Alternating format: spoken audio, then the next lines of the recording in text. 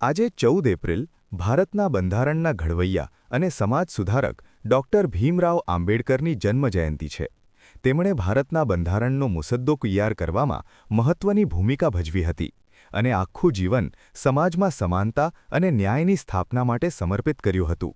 બાબાસાહેબ ભીમરાવ આંબેડકરનો જન્મ 14 એપ્રિલ 1891ના રોજ મધ્યપ્રદેશના મહુમાં એક ગરીબ પરિવારમાં થયો હતો. તેઓ ભીમરાવ રામજી માલોજી સકપાલ અને ભીમાબાઈના 14મું સંતાન હતા.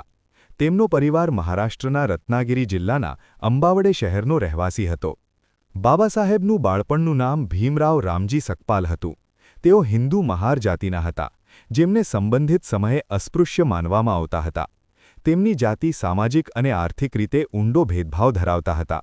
અસ્પૃશ્ય પરિવારમાં જન્મ લેવાને કારણે તેમણે બાળપણ મુશ્કેલીઓમાં વિતાવવું પડ્યું હતું. બાબાસાહેબ બાળપણથી જ બુદ્ધિશાળી અને અભ્યાસમાં સારા હતા.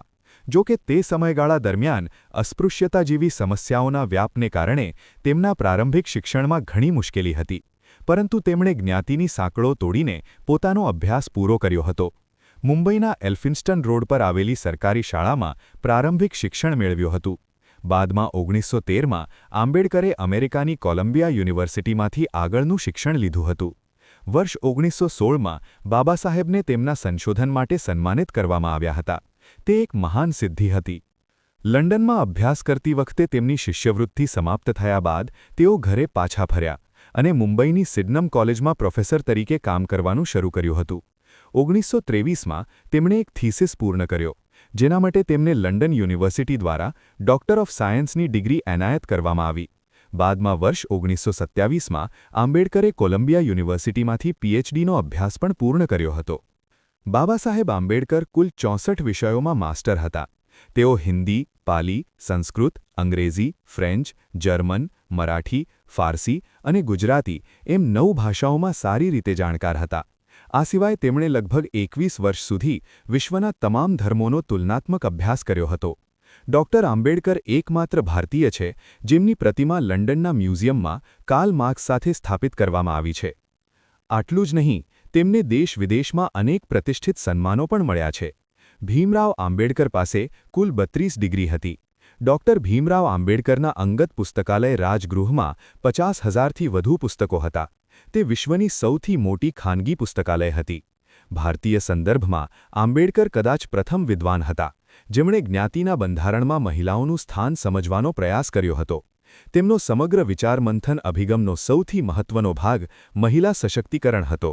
આંબેડકર સમજતા હતા કે માત્ર ઉપરથી ઉપદેશ આપવાથી મહિલાઓની સ્થિતિ સુધરશે નહીં. તેમના માટે કાયદાકીય વ્યવસ્થા બનાવવી પડશે. ઉલ્લેખનીય છે કે ડૉક્ટર ભીમરાવ આંબેડકરને બંધારણના નિર્માતા કહેવામાં આવે છે, પરંતુ તેમને આ નામ એમ જ નથી મળ્યું.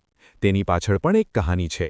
દેશને આઝાદી મળ્યા પછી ભારતના નવા બંધારણ તૈયાર કરવા માટે 29 ઓગસ્ટ 1947ના રોજ એક ડ્રાફ્ટિંગ કમિટીની રચના કરવામાં આવી હતી, જેમાં 7 સભ્યો હતા અને ડૉક્ટર આંબેડકરને કમિટીના અધ્યક્ષ બનાવવામાં આવ્યા હતા. ડૉક્ટર ભીમરાવ આંબેડકરની જવાબદારી બંધારણનો લેખિત ડ્રાફ્ટ રજૂ કરવાની હતી.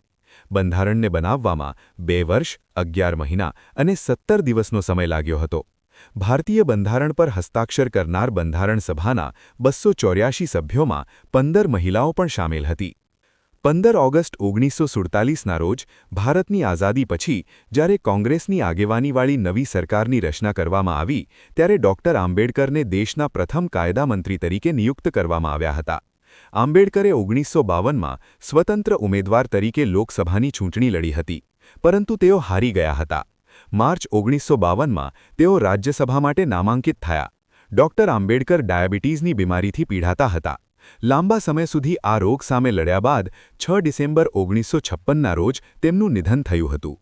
ભારતીય બંધારણના ઘડવૈયા ડૉક્ટર ભીમરાવ આંબેડકરનું સ્વપ્ન હતું કે ભારત જાતિમુક્ત બને, ઔદ્યોગિક રાષ્ટ્ર બને, કાયમ લોકશાહી રહે. આંબેડકરને લોકો માત્ર એક દલિત નેતા તરીકે બાંધે છે, જ્યારે તેમણે બાળપણથી જ જાતિ પ્રથાનો ખુલ્લેઆમ વિરોધ કર્યો હતો.